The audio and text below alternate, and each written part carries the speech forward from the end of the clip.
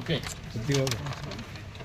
పాపన్నపేట మండలంలో మీ అందరికి తెలుసు, ఏడుపాయల దగ్గర ఉన్న టెంపుల్ వనదుర్గ మాత టెంపుల్ ఏరియా చాలా ఇంపార్టెంట్. అది దాదాపు మన స్టేట్లో వివిధ ఏరియా నుంచి వచ్చి అక్కడ నైట్ హాల్ట్ కూడా చేసిపోతారంట. ఇటీవల కొంతకాలం నుంచి అక్కడ నైట్ దొంగతనాలు జరిగినాయి. నైట్ పనుకున్న వాళ్ళ మెడల్లో పుస్తకాలు తెలుపుకొని పోయి ఈ కేసెస్ మాకు రిపోర్ట్ అయ్యాయి. ఇమీడియట్గా మేము డిఎస్పీ గారి ఆధ్వర్యంలో తర్వాత ఒక టీం ఫామ్ చేసి సిసిఎస్తో కలిపి ఏదైతే దొంగతనాలు జరిగాయో దాదాపు టోటల్గా మనకి 5 కేసెస్ రిపోర్ట్ అయ్యాయి.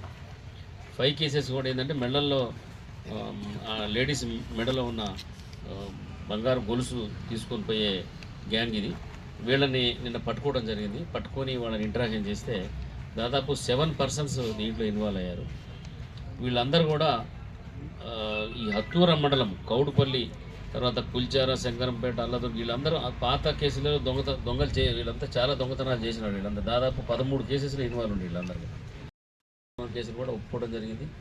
తర్వాత 5 కేసెస్లో కూడా టోటల్గా ఒక 12 తులాల బంగారం కూడా రికవర్ చేయడం జరిగింది.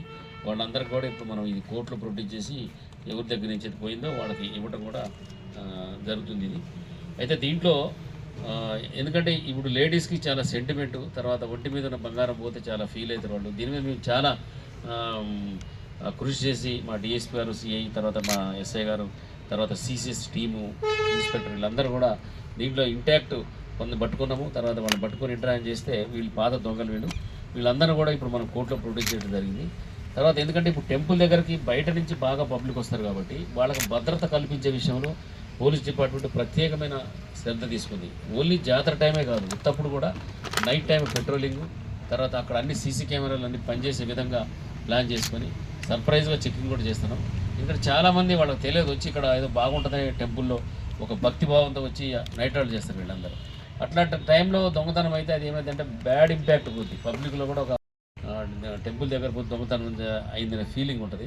అది కూడా కాకుండా ఉండాలని, తర్వాత ఎటువంటి ప్రమాదాలు జరగకుండా మేము అన్ని రకాలు కూడా గత 6 నెలల నుంచి మేము చర్యలు తీసుకుంటున్నాము. తర్వాత మొన్న జరిగిన ఈ మన ఏడుపాయల దగ్గర జరిగిన ఈ శివరాత్రి జాతర కూడా చాలా లక్షలాది మంది ప్రజలు వచ్చారు. అందరు ప్రజల సహకారంతో పోలీస్ డిపార్ట్మెంట్ కూడా బందోబస్తు అరేంజ్ చేసి చిన్న ఇబ్బంది కలగకుండా అన్ని